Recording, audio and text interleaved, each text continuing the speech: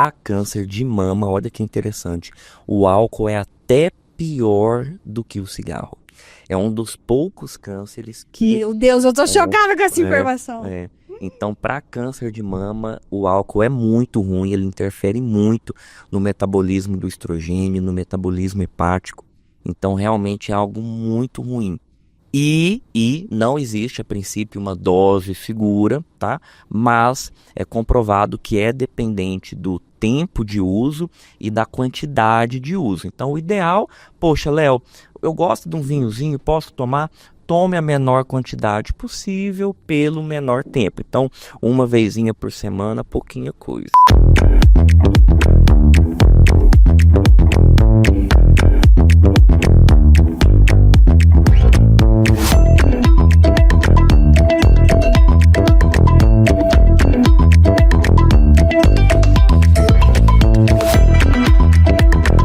Bem-vindos à quarta temporada do podcast Manual Vida Saudável. Meu nome é Marielle Mello, sou endocrinologista e meu objetivo, como vocês já sabem, é tratar diabetes, tireoide e obesidade de uma forma leve e descomplicada. Tô super orgulhosa por estar começando a quarta temporada. Já temos aí 21 episódios, esse é o 22º, então se você nunca ouviu, se é o primeiro episódio que você tá ouvindo, dá uma olhadinha no nosso histórico. A gente tem assuntos, assim, super variados. A gente já falou sobre cirurgia bariátrica, sobre cirurgia plástica, sobre dieta, sobre exercício físico, sobre gordofobia. Gente, é tanto assunto que eu nem lembro direito, então dá uma olhadinha aí no histórico, é tudo assunto muito legal. E essa quarta temporada, a gente vai continuar mais ou menos no mesmo esquema da terceira, falando só sobre obesidade. Até porque esse assunto é tão amplo, tão vasto, está tão presente no nosso dia a dia, que eu achei que uma temporada era muito pouco para explorar todos os assuntos relacionados à obesidade. Hoje a gente vai começar a temporada com um tema muito importante, muito às vezes até grave, né, que muitas pessoas têm medo de falar, mas quanto mais a gente aprende sobre o assunto, quanto mais a gente discute, desmistifica, mais fácil vai ser de você lidar com um assunto tão pesado quanto o câncer. Vocês sabiam que o câncer de mama é o tipo de câncer mais comum entre as mulheres no mundo todo? Segundo o INCA, que é o Instituto Nacional de Câncer, só em 2023 foram estimados mais de 73 mil novos casos de câncer de mama no Brasil. E embora a genética e outros fatores tenham um papel importante, estudos mostram que até 30% dos casos de câncer de mama poderiam ser evitados com mudanças do estilo de vida. Coisas simples como uma alimentação equilibrada, prática regular de atividade física e controle do peso. Para nos ajudar a entender melhor a conexão entre o câncer de mama e os hábitos de vida, convidei hoje o Dr. Leonardo Ribeiro, que é ginecologista e obstetra, mastologista e doutor. Gente, ele é doutor, eu vou chamar ele de Léo, ele vai me desculpar, porque assim, a gente vai deixar o episódio mais fluido, mas o Léo vai falar pra gente sobre essa relação entre câncer de mama e obesidade. Muito bem-vindo! Obrigado, Marielle, obrigado a você que nos assiste. Eu tenho certeza que hoje nós vamos conversar muito sobre alimentação, atividade física, controle hormonal e como tudo isso está relacionado de alguma forma com o câncer de mama e muito mais do que isso, né? Muito mais do que simplesmente doença, mas também pensando em saúde, que é o nosso foco aqui. Pensando em prevenir o câncer de mama, né? A gente vai falar muito sobre a doença, mas a gente quer que ninguém tenha, exatamente, né? Exatamente. Então, a gente vai a partir disso. E para começar, você pode explicar pra gente de uma forma bem simples o que é câncer de mama? Perfeito. Na verdade, muito mais do que apenas o câncer de mama, eu acho que é legal entendermos da onde que vem o câncer. Que nada mais é do que um aglomerado de células que perde o controle natural que uma célula normal tem, né? Que uma vira duas, vira quatro e depois morrem. Mas uma célula ali cancerígena, ela perde esse controle e ela divide até formar um tumor, que pode ser na mama, na tireoide ou em qualquer outro órgão.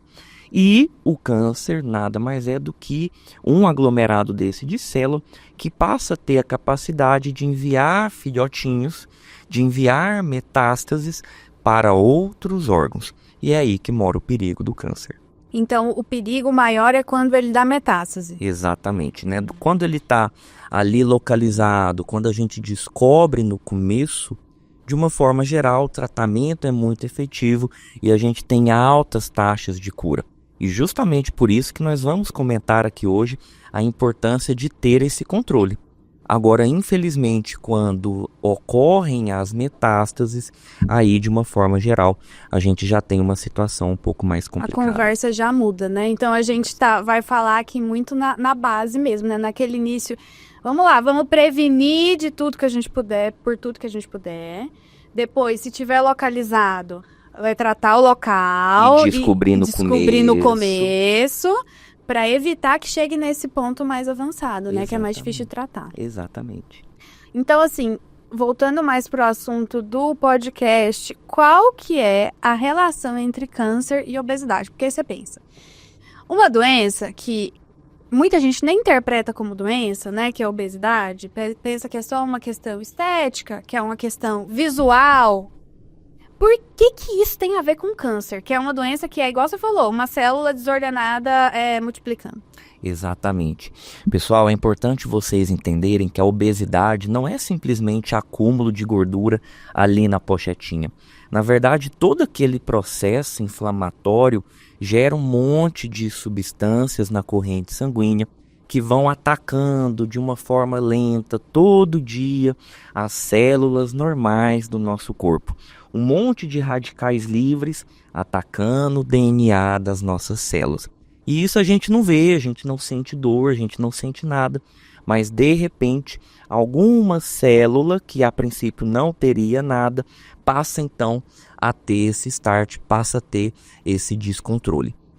Por isso que a obesidade, além de interferir em questões hormonais, além de interferir em questões de imunidade, mas eu acredito que o principal seja em termos de inflamação crônica, gerando tudo isso. Muita gente não sabe que a célula de gordura, ela não é uma célula morta.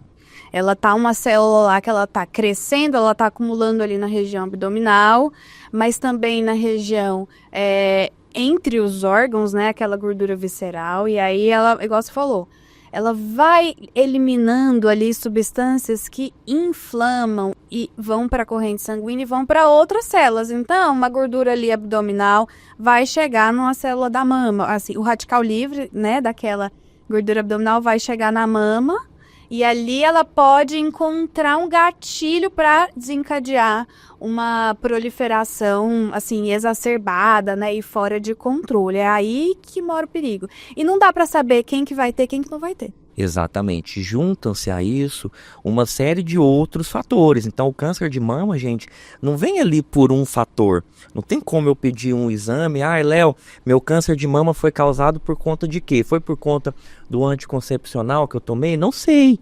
Às vezes, é uma série de fatores que vão sendo somados ao longo da vida inteira.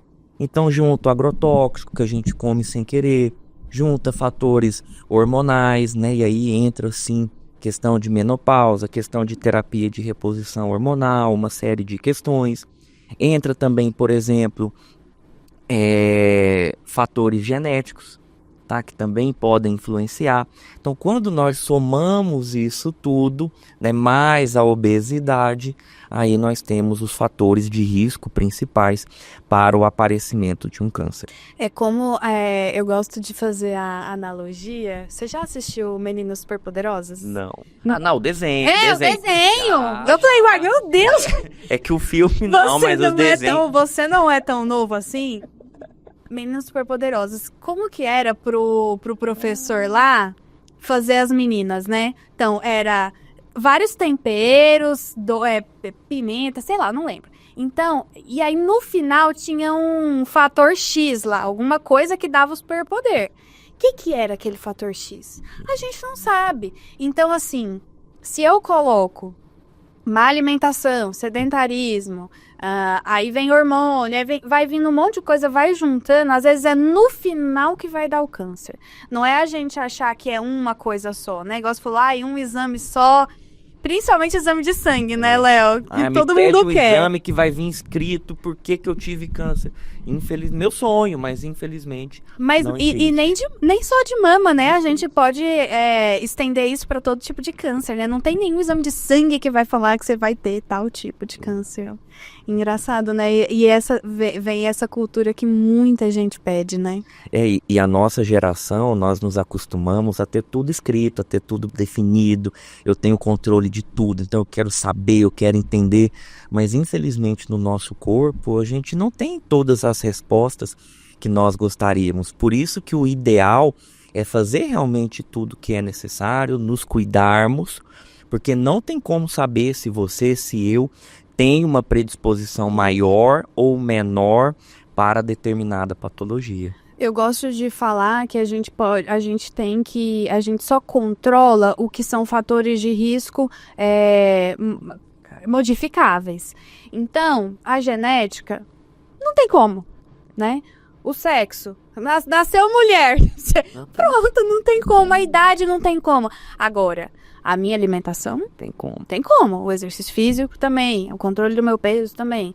E entrando mais nessa questão alimentar, mesmo a pessoa tendo um peso normal, existem alimentos, existe algum tipo de dieta que é pior ou que protege contra o câncer de mama? Gente, é campeã de mito, tá? Essa pergunta é campeã de mito, porque é incrível como nós gostaríamos de ter uma listinha secreta dos alimentos proibidos que causam câncer e pronto, eu vou evitar e eu tô livre, Léo, nunca mais vou ter câncer. Infelizmente não existe nenhum alimento que seja absolutamente proibido ou absolutamente venenoso, mas é claro que nós devemos evitar os alimentos ultraprocessados, alimentos industrializados, aquele tanto de conservante que vem nesses alimentos hoje em dia. Então salsicha, linguiça, bacon, produtos, né, manipulados, Presunto, enfim. peito de peru? Peito de peru um pouquinho. Então, assim... É porque minhas pacientes que querem fazer uma coisa mais saudável. Ai, eu peito de peru. Eu falei... É com dor no coração que eu te falo que também não. Também é embutido. Mas o que eu gosto de comentar no consultório, gente? Se você tá na festinha de 1 ano do seu sobrinho e só tem enroladinho de salsicha para comer, você não precisa ser o chato da festa, você pode comer 1 ou 2, não é isso que vai te causar câncer.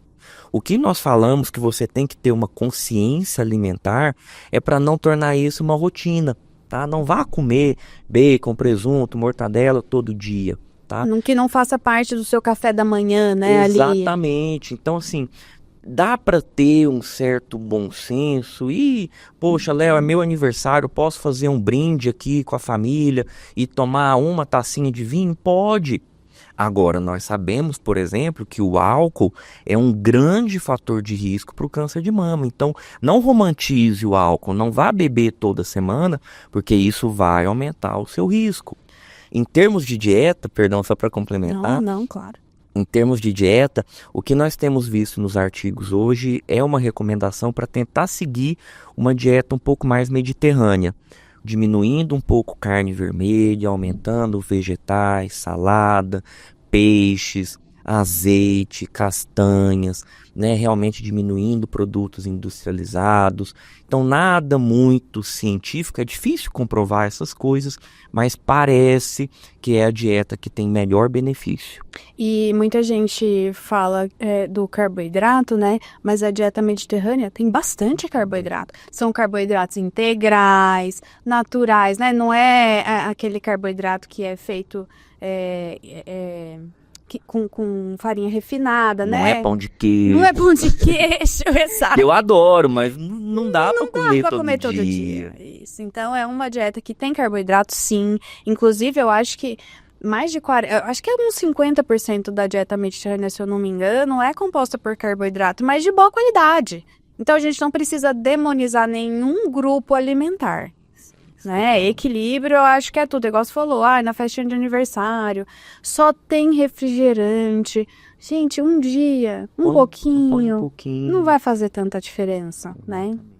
E eu falei, assim, até estava comentando aqui antes de começar, que agora, nessa temporada, teremos dinâmicas para deixar o podcast mais legal. Ó o medo. Ó o medo! Mas assim, vai ser... Você vai saber responder, eu acho. Se não souber, a gente corta para não passar vergonha. Tô brincando.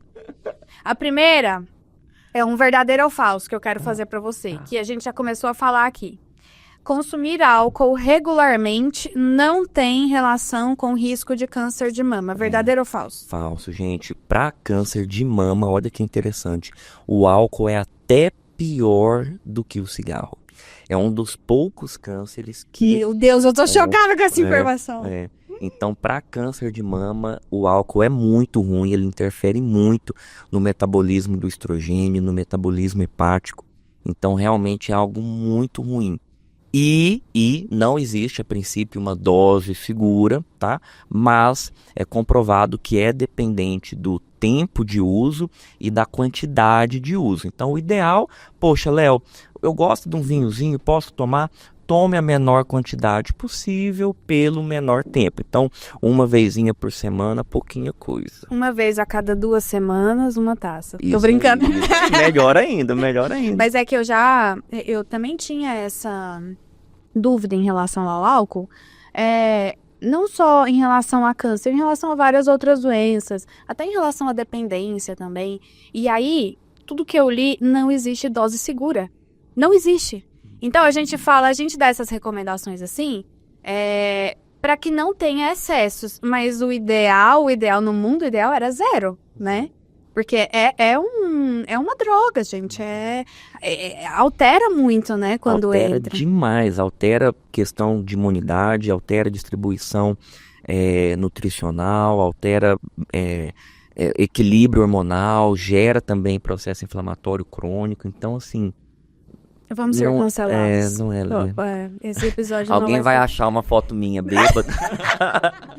Nossa, eu não posso nem falar, porque eu conheci o Léo na faculdade. Então, assim, corta. Vamos cortar essa parte.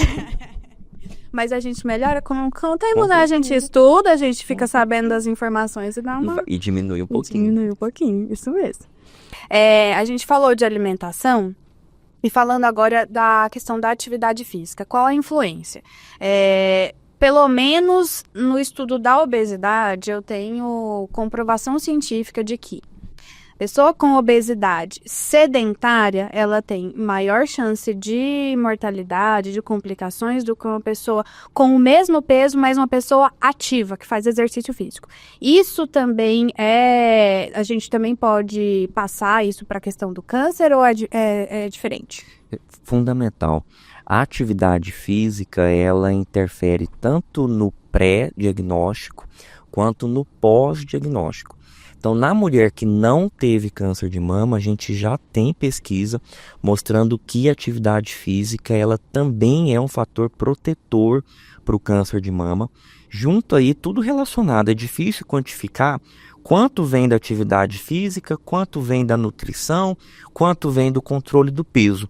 Mas esses 3 fatores estão todos agrupados, estão todos juntos e, em conjunto, reduzem de 15% a 20% o risco de câncer de mama. Então, é muita coisa, tá? Agora, o mais interessante, na minha opinião, que foi isso que você perguntou, é o depois do diagnóstico. Nós temos também pesquisas em que mulheres que já tiveram câncer de mama e são ativas têm menor taxa de recidiva do que mulheres que são sedentárias. E durante o tratamento, mulheres que são ativas também têm menos efeitos colaterais com o tratamento, recuperam mais rápido da cirurgia, têm menos náusea, menos vômito, menos fadiga durante o tratamento do que as pacientes sedentárias. Então, a atividade física, gente, ela vale para quem quer prevenir, para quem está tratando e depois de quem já teve o câncer de mama. Nossa, essa informação, assim, ela é muito importante mesmo, porque é mais potente do que qualquer remédio. Isso. Né? Porque ela trata o antes, o durante e o depois. Pensa, você que é uma mulher, assim, que já teve câncer de mama, tanto que você sofreu durante esse processo. um remédio que você vai tomar todo dia pra nunca mais ser câncer, assim, pra evitar que tenha recidiva do câncer de mama é fazer atividade física. Olha que coisa boa. Exatamente. E uma coisa que é legal, muitas vezes a gente fala de uma forma vaga, mas eu acho importante a gente falar para quem está nos ouvindo o que é atividade física, qual que é o mínimo, Léo? 150 minutos por semana. Gente, 3 treinos de 50 minutos não é muito. Aqui não vale aquela caminhadinha dentro de casa, tem que botar o tênis e tem que realmente fazer 50 minutos direto, tá? E o ideal é ter ainda 2 treinos de força nesse período, tá? Então, é claro que a atividade cardiovascular é boa, mas para a mulher principalmente, ter algum tipo de musculação é muito importante para manter massa magra, para manter massa muscular, manter massa magra, diminuir a perda de massa óssea pensando no envelhecimento. Então é fundamental conciliar as duas estratégias. Sim, e é interessante que sobre a questão da divisão da atividade física, né, de resistência aeróbica, eu já tive um outro podcast aqui, um outro episódio sobre exercício para emagrecimento, e é igual. Sim. Tem que ter resistência, tem que ter aeróbico. Então, assim, é lógico que muita gente fala, é difícil, não tenho tempo, quero começar só com uma caminhada. A gente não vai julgar ninguém. Começa do jeito que você quiser, o que não dá pra ficar parado. Mas, quero fazer o melhor, o ideal tem que ter resistência e tem que ter um pouco de aeróbico também, essa combinação, né? E o legal, para quem tá nos ouvindo, é que, gente, não tem errado, não tem... Comece. Nós temos um trabalho na UFG que nós pegamos senhorinhas que tiveram câncer de mama e às vezes mora longe, pacientes do SUS que tem toda uma dificuldade, mas nós fizemos um treino de 1 vez por semana, né? Um treino com 8 semanas e em 8 semanas, 1 vez por semana, elas já tiveram ganho de força muscular comprovado por teste. Não chegou a mudar composição corporal, é claro, um treino curto, mas em termos de força, tá? Que é fundamental, gente. Nós vamos ter 70, 80 anos e às vezes você quer pegar uma panela na prateleira e você não tem força, ou você quer levantar de uma cadeira e não consegue mais sozinho. Então a gente tem que pensar em força muscular. E atividade física, né, com musculação, é o que realmente trabalha nesse sentido. Perfeito, ótimo, maravilha. A gente falou sobre alimentação, peso, atividade física, mas e o local que a gordura acumula? Faz diferença? Porque a gente tem aqueles biotipos, né? Que é mais no quadril, mais acúmulo de gordura mais na região de braço ou algumas vezes no abdômen. Faz diferença essa distribuição de gordura? E como faz, viu? E é incrível que a gordurinha visceral, muitas vezes, nós não reparamos no dia a dia. E a paciente, às vezes, não repara aquela falsa magra, ou às vezes ela não repara isso daí. E esse, na minha opinião, esse é um dos pontos principais de se fazer um acompanhamento com um profissional especializado.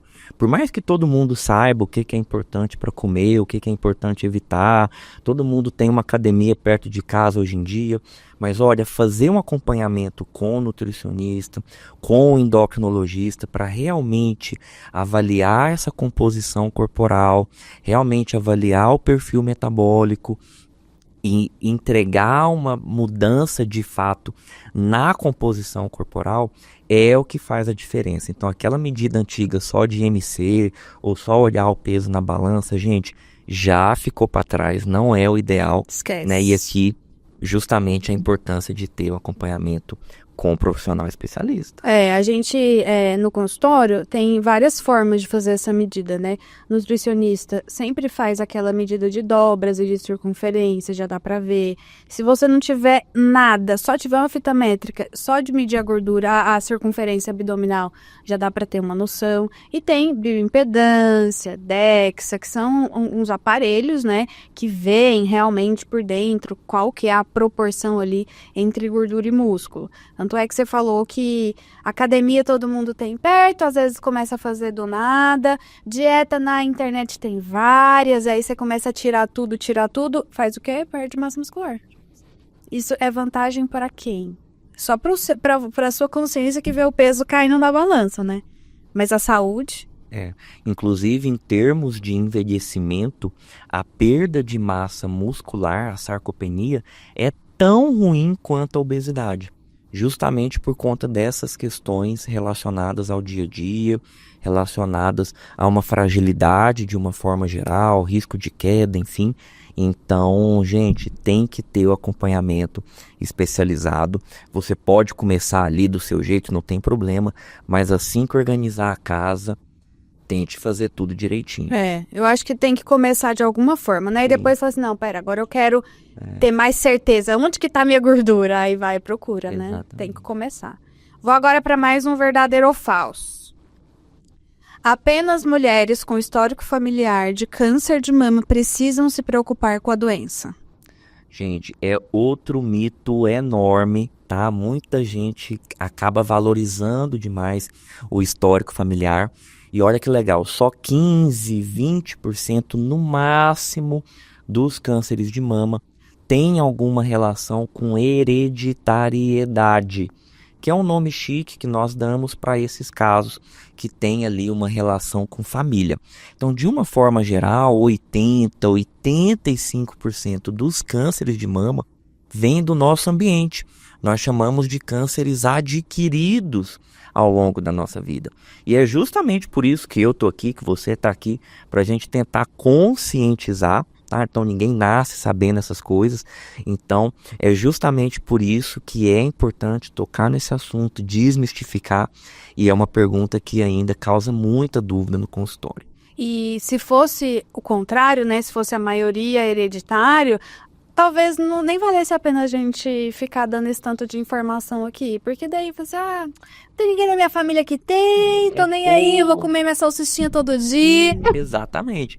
E vejam a importância, né? São coisas que estão ao nosso alcance, tá? Então, muitas vezes eu vejo paciente, Léo, que eu tenho muito medo de fazer mamografia, da radiação, tá, minha avó teve câncer de mama, eu tô muito preocupada. Você tá preocupada? Como que tá a sua alimentação? Não, Léo, eu como sanduíche todo dia. Você tá fazendo atividade física? Não, Léo, eu tô sedentária. Então, às vezes, você não tá tão preocupada, hein?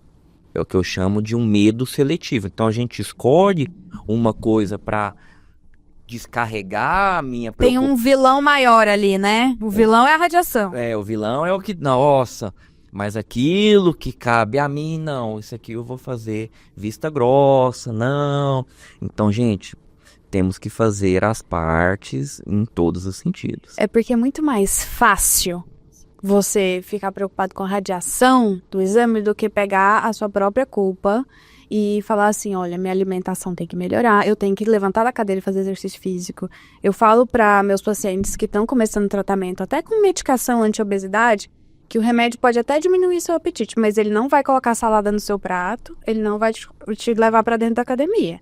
Que é isso que você falou. A radiação, ela não vai ser um problema se você tiver com todas as outras coisas da sua vida organizadas. Então, é igual você falou, é muito seletiva essa preocupação. Então, eu vou preocupar com isso daqui, que não tem muito o que fazer. Agora, com o que tá ao meu alcance, deixa quieto. Não é tão importante assim, mas hoje a gente tá vendo que é extremamente importante. Vamos para o último verdadeiro ou falso? Manter um peso saudável pode reduzir o risco de câncer de mama após a menopausa. Exatamente. Manter o peso, tá? Não é simplesmente uma questão estética. Porque como nós comentamos, é esse acúmulo de gordura, mesmo que às vezes não pareça uma obesidade. Quando eu falo obesidade no consultório, muita gente já imagina aquele paciente extremamente gordo. Mas, gente, muitas vezes você se surpreende, você tá obeso e não percebe. Tá? Esse acúmulo de gordura libera ali um monte de substância na corrente sanguínea, altera o seu perfil hormonal e tem muita relação com câncer de mama.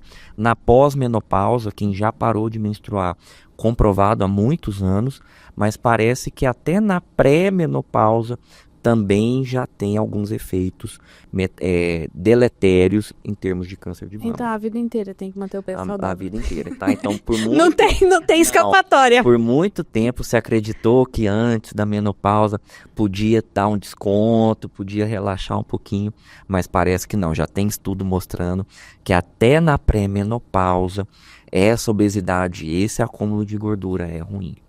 Agora eu quero saber das perguntas que você recebe. Quais são os maiores mitos em relação à alimentação e desenvolvimento de câncer? Tipo assim, aquele alimento que todo mundo acha que é vilão e não é, ou que acha que não é e é. O principal é o açúcar, tá? Então, eu sempre brinco, eu fico com dó das pacientes com câncer de mama, porque depois do diagnóstico, aparece na vida delas o que eu chamo de a patrulha do proibido.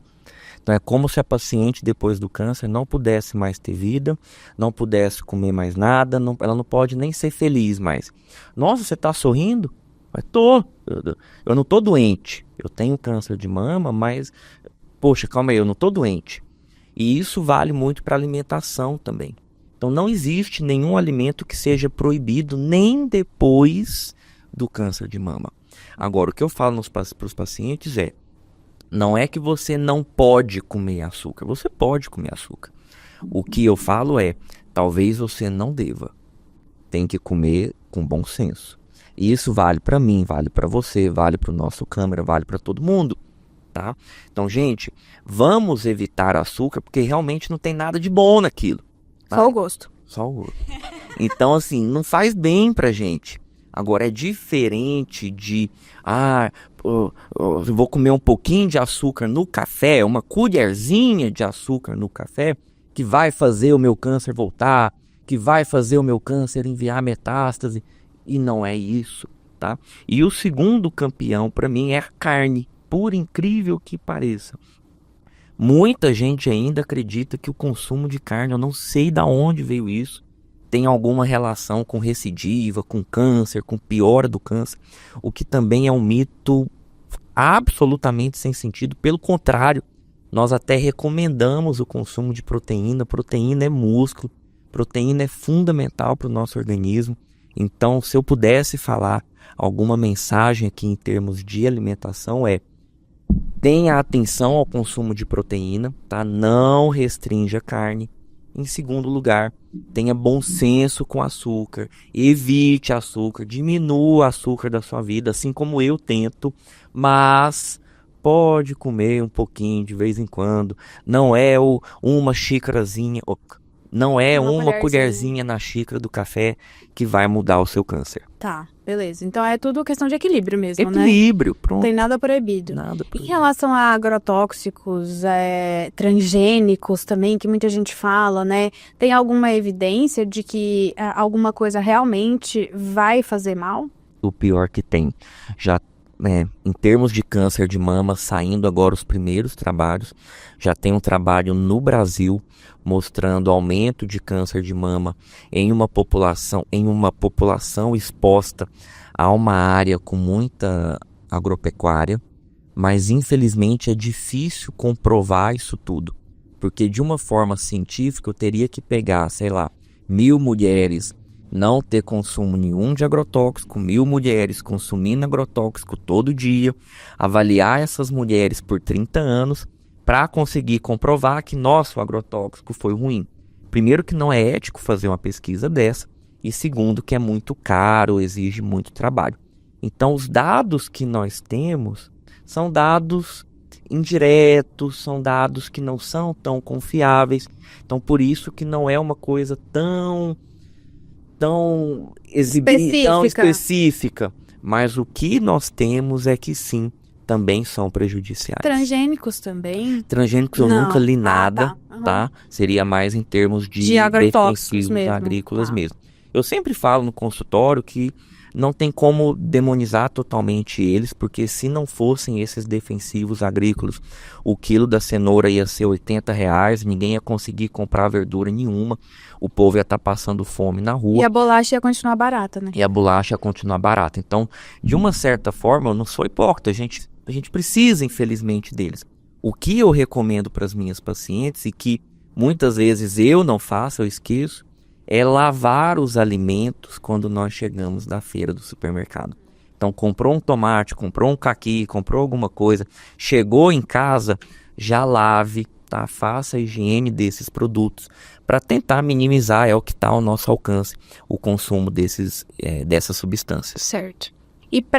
E assim, agora falando o contrário, existem alimentos que podem ajudar a prevenir o câncer de mama? Já ouvi muito de soja, derivados de soja, mas eu nunca vi, assim, comprovação. Infelizmente não. Em termos de prevenção, o que nós temos é uma alimentação saudável, tá? Então, muito mais no sentido de evitar agentes pró-cancerígenos do que algum alimento específico que haja no DNA revertendo mutações que possam ter ocorrido.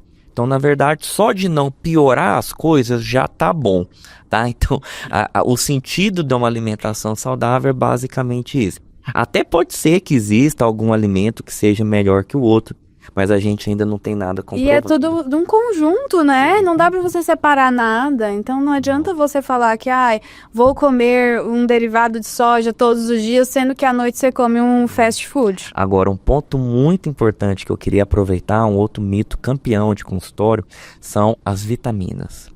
Então existe... Fala sobre... Oh, meu Deus, existe um mito, né? Existe uma hipervalorização das vitaminas, gente, que são importantes, é claro, né? Quando a vitamina tá baixa, a gente tem que repor.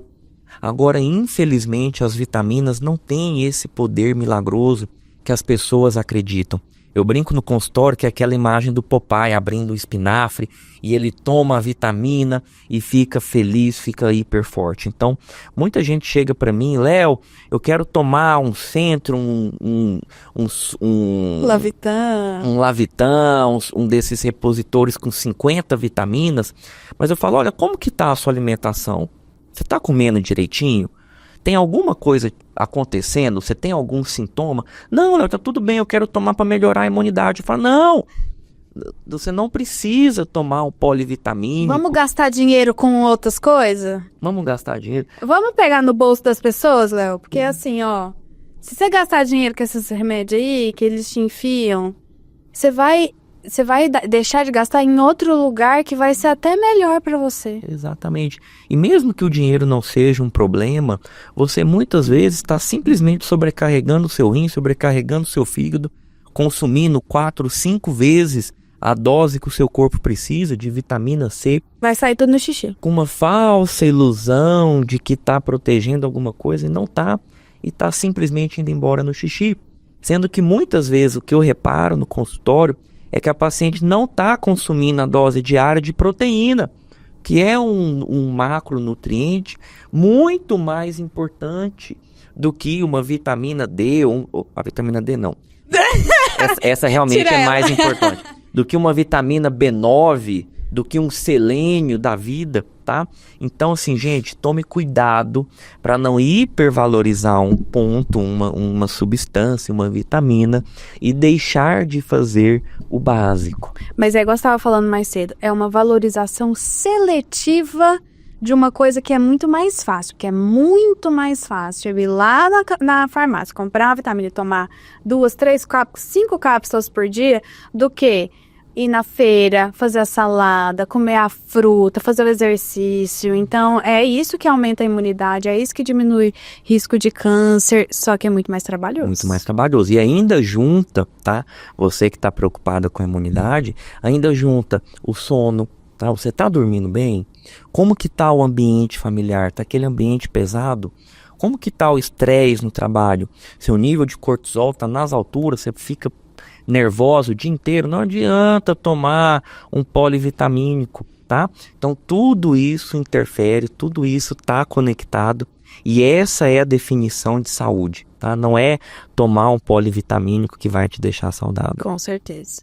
Ó, agora é a hora da pergunta surpresa.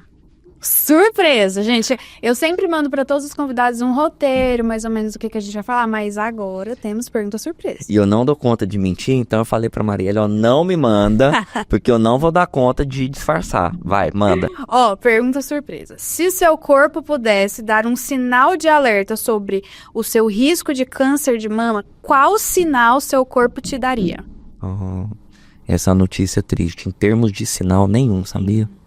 Então, assim, ó, muita gente fica esperando ter dor na mama ou sentir um nódulo palpável, mas a verdade verdadeira é que não tem nenhum fator, tá? Então, eu posso, nesse momento, estar com baita risco, e isso vale para quase todos, na verdade. Eu posso estar agora com câncer de pâncreas nesse momento e não saber. Eu posso ter um risco aumentado para câncer de próstata e nem saber. E isso vale para as mulheres também em termos de câncer de mama. Tirando aquelas que já têm um histórico familiar muito importante, que nós pedimos um teste genético e que vem lá escrito a presença de mutação genética, que foi o caso da Angelina Jolie, por exemplo, tirando esse grupo seleto de pacientes, não tem nada, Marielle. E aí, como que a gente faz? Não faz.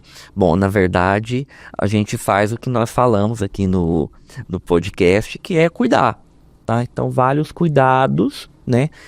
Que não são específicos para câncer de mama, você me entende? São para tudo na vida.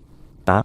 Então, eu brinco que atividade física, controle do peso, alimentação saudável previne infarto, derrame, trombose, obesidade, diabetes, hipertensão, Alzheimer e câncer de mama. Isso mesmo, exatamente. E o rastreamento? Porque como não dá sinal nenhum, como que eu pego no início? Agora, para fechar com chave de ouro. Obrigado pela pergunta. Olha, o que nós queremos é justamente descobrir o câncer em quem for ter, infelizmente, antes dele dar algum sinal. E isso é o que nós damos o nome chique de rastreamento, que é o exame de rotina que a gente fala no consultório, que eu faço com mamografia a partir dos 40 anos, uma vez por ano, até a paciente ter uma expectativa de vida legal. Então, Léo, minha avó tem 80 anos, é fortinha, independente, pode fazer, tá? A vida que segue. E para aquelas mulheres que têm ali alguma questão familiar, enfim, Léo, estou um pouco preocupado, eu tenho nódulo e tudo mais, pode fazer um ultrassom de mamas, tá? Ali um pouquinho mais cedo, 30, 35, embora isso seja um pouco mais controverso. Entendi. Então, uma vez por ano, se tiver normal, posso ficar 2, 3 anos sem fazer? Depois dos 40, não. O ideal é que realmente seja uma vez por ano. Existe uma entidade que a gente chama de câncer de intervalo, que é quando ele acontece entre um exame e outro, e é muito desagradável no consultório.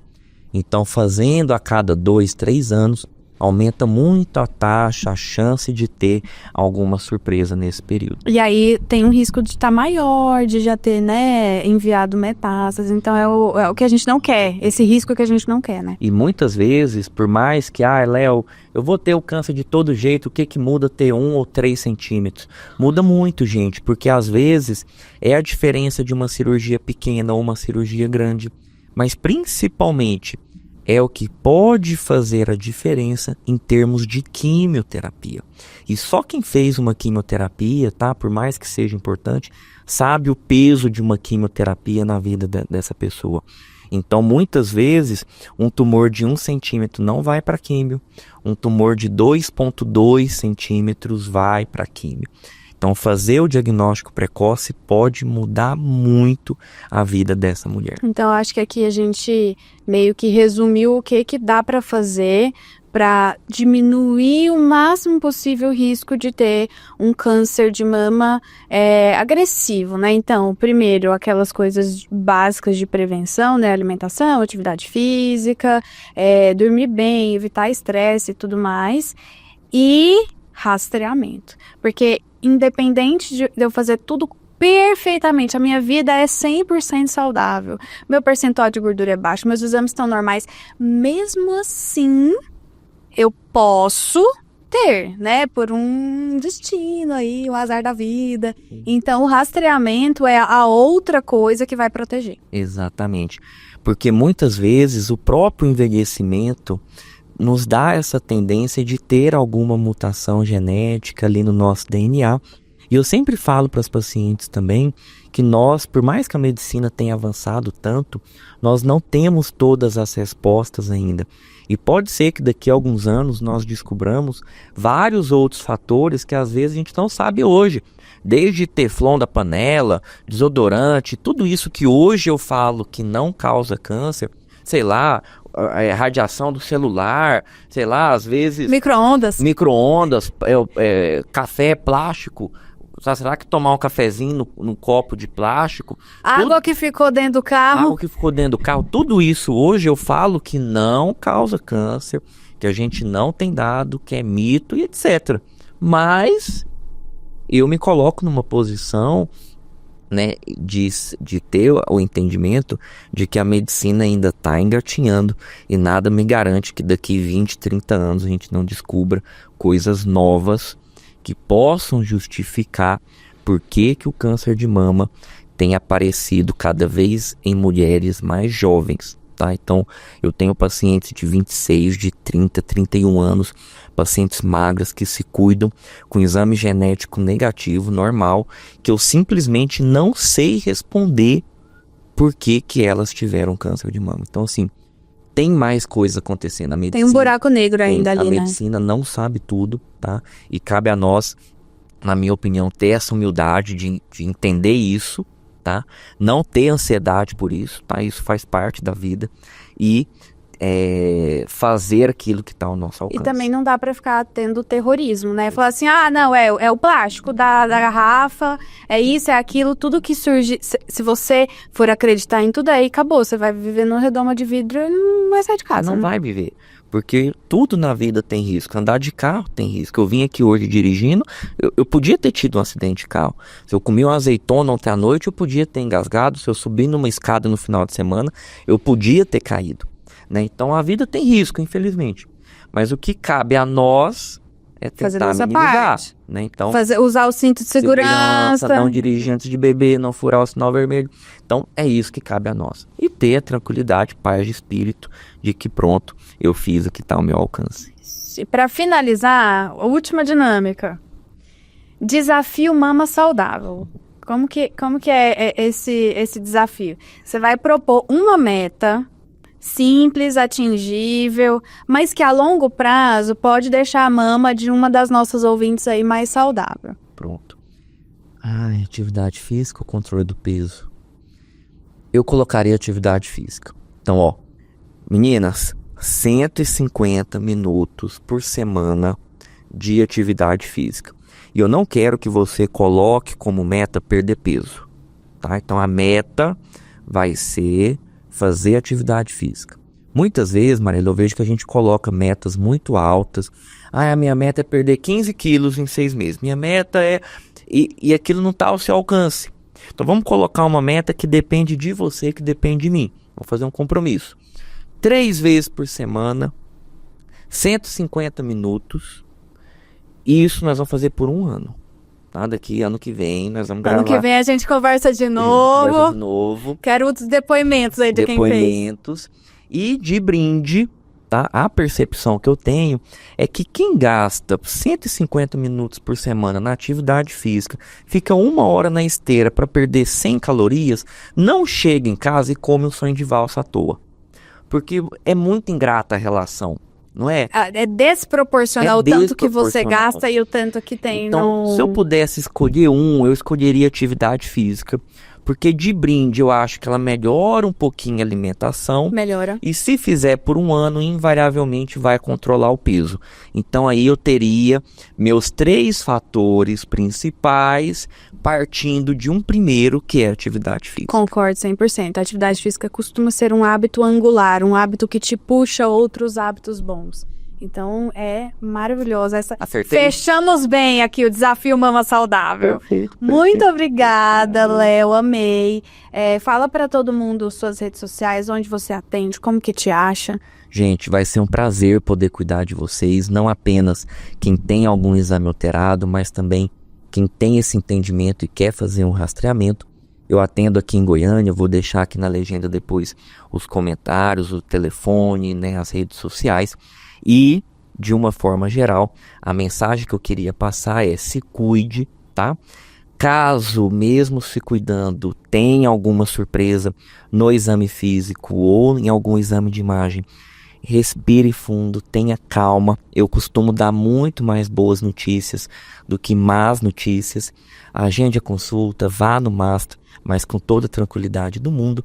E se mesmo assim, porventura, se for um câncer de mama, também fique tranquila, que tem muita coisa para ser feita. Nós vamos caminhar juntos e você vai ter alguém para caminhar do seu lado. Ai, que lindo. Muito obrigada. Amei, amei.